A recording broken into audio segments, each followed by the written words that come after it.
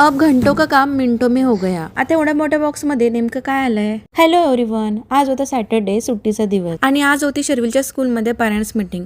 आता हे दोघं तर सकाळी निवांत झोपले होते म्हणून मीच एकटी रेडी होऊन मीटिंगला गेले। तोपर्यंत या दोघांना आंघोळ करून रेडी होऊन खाली यायला सांगितलं होतं। माझी मीटिंग पण अटेंड करून झाली आणि खाली येऊन या दोघांचा वेट करत होते। शेवटी ते आले आणि इतकं उशीर लागण्याचं कारण म्हणजे हे दोघे इतके रेडी होऊन आले होते की बस, कारण आम्हाला जायचं होतं बाहेर ब्रेकफास्ट करायला। बऱ्याच दिवसांपासून मला हे बाहेरचे पोहे खायची इच्छा होत होती आणि आज ती पूर्ण झाली। त्यानंतर बाहेरची थोडी कामं होती ती आटोपली आणि घरी येईपर्यंत ऑलमोस्ट 1 वाजला होता। घरी येताच पटकन लौकीचे पराठे बनवले आणि जेवण उरकलं। त्यानंतर एक प्रोडक्ट ऑर्डर केलं आणि फक्त 20 मिनिट्स मध्ये आम्हाला ते रिसीव सुद्धा झालं।